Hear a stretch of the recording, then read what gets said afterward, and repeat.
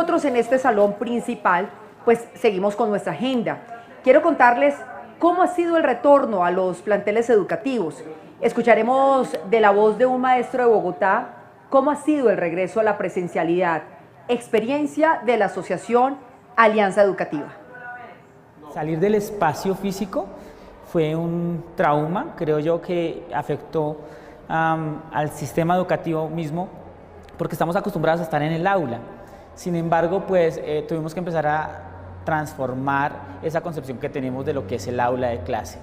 Logramos llevar el aula de clase, que el aula de clase entrara a la familia, al hogar, y eso fue un reto inmenso, porque es invadir la privacidad de los estudiantes, pero logramos llevar el aula.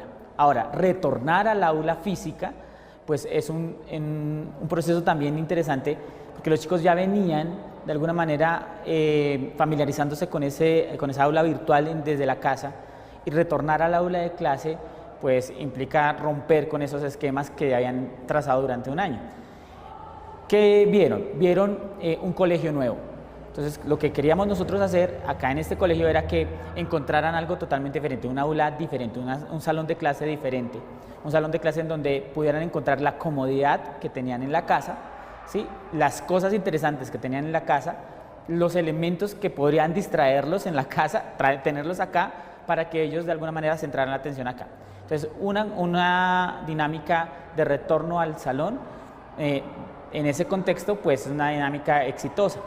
Creemos nosotros que tenerlos acá pues, nos genera a nosotros un clima de enseñanza-aprendizaje mucho más cómodo, mucho más natural también, mucho más eficaz.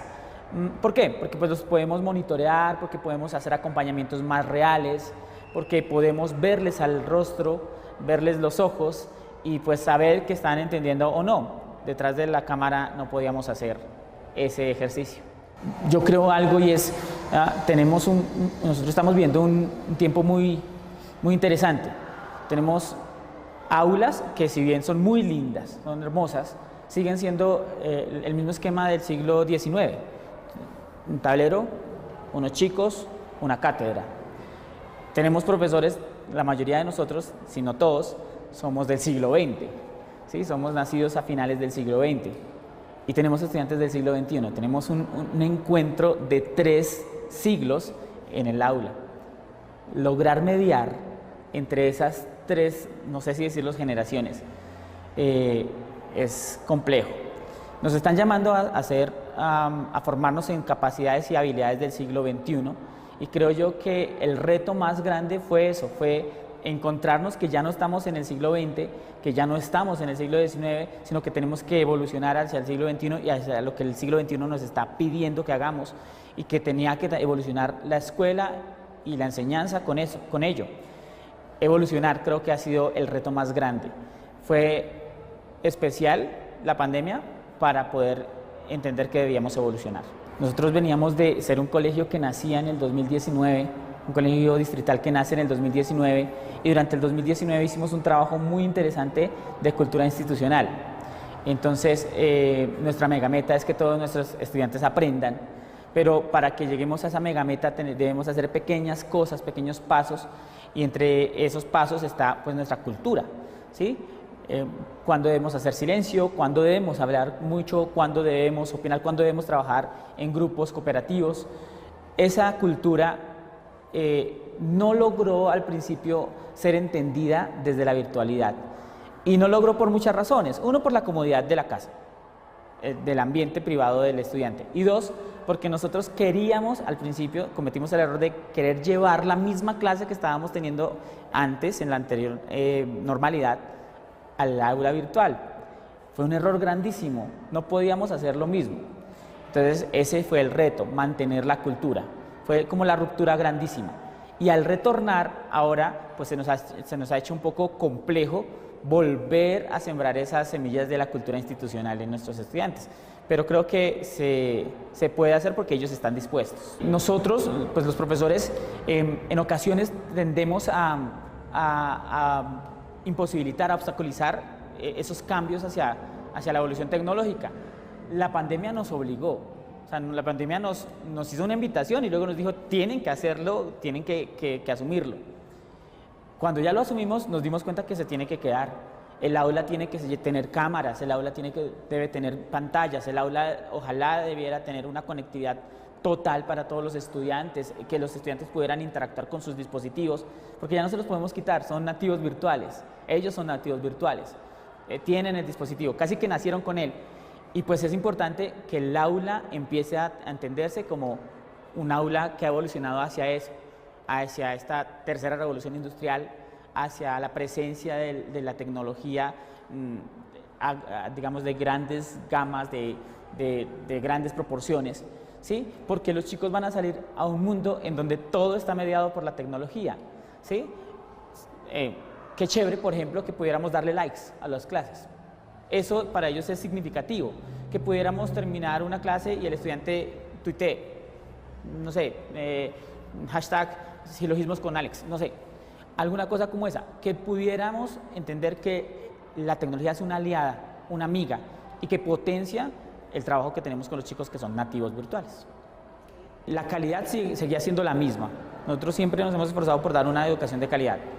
El problema es la comprensión, si de verdad los estudiantes estaban comprendiéndonos o no. Vimos que se redujo un poco por la afectación de la virtualidad o de estar allá en la casa, en ocasiones no estaban conectados, se redujo.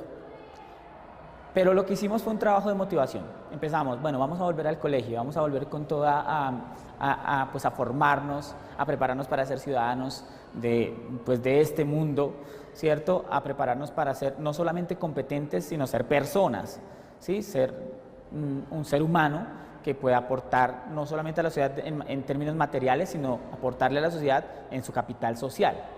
El primer trabajo fue la motivación. Motivando a los estudiantes, motivándolos a que su proceso debe ser un proceso cuyo protagonista es él mismo. Creo que teniendo esa lectura, se nos abrió la posibilidad de que ellos retornaran con facilidad al ritmo y un poco más de exigencia que teníamos, exigencia académica, exigencia también en valores, exigencia también en la cultura institucional. Entonces, aunque parecía que iba a ser un poco más difícil, en realidad ese trabajo de motivarlos sirvió bastante, porque llegaron los chicos motivados a ver un colegio que no era el mismo de antes, era un colegio nuevo, pero era un colegio que les iba a dar todas las posibilidades para crecer, para ser felices, sobre todo. Es creo que como la clave. Habilidades que perdimos. Nosotros tenemos dinámicas, como te dije, de gestión de aula. Entonces esas dinámicas de gestión de aula pues implican incluso acciones físicas, levantar la mano, no sé, ubicarnos en algún lugar del aula, para la kinésica, la proxémica, y que los estudiantes pues capten la atención. Digamos que son metodologías y estrategias que usamos. Esas las perdimos. A los profesores nos tocó volver en esa formación permanente a retomarlas. ¿Y qué habilidades ganamos? Sin duda alguna, habilidades del siglo XXI, como te dije, pensamiento crítico, comunicación, pararse frente a una cámara y hablarle a un chico que está al otro lado de la ciudad, ¿sí? En otro lugar de Colombia, porque teníamos estudiantes que se trasladaron, ¿sí? Y lograr transmitir el mensaje que queríamos, pues implica que nos formáramos en comunicación. Entonces, una habilidad de comunicación, habilidades de resiliencia, ¿sí? de empezar a ponernos en los zapatos del otro, de empatía, habilidades que nosotros hemos llamado socioemocionales. Entonces, creo que eso se fortaleció bastante. ¿Qué perdieron los chicos? Perdieron sus habilidades de autodeterminación, sus habilidades de autogestión, no que las perdieron del todo, más bien que se redujeron. ¿Y qué ganaron? Pues ganaron confianza en sí mismos, ganaron el hecho de que se tienen que responsabilizar, que ganaron que podían leer el contexto, la realidad, hacer una lectura crítica de la realidad que estaban viviendo, ganaron capacidad de decisión, y estas también son habilidades socioemocionales, competencias socioemocionales, pues que nos parecen supremamente importantes. esta es una de las voces de tantos docentes a nivel nacional, de planteles educativos privados y públicos.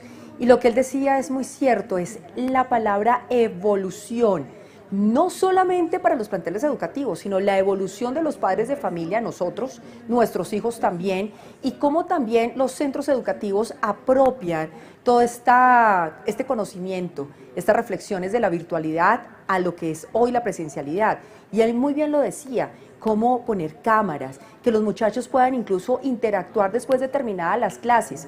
Y seguramente durante toda la jornada que falta hoy y todo este tema que pasa mañana, pues es entender todos los profesionales que van a estar aquí, expertos en temas de educación, pues nos van a hablar sobre este DOFA, debilidades, cuáles son las oportunidades, cuáles son las fortalezas, cuáles son las amenazas que ha tenido la pandemia y que sigue para la educación en Colombia 2022 también y lo que resta del año 2021 que ya se va a terminar.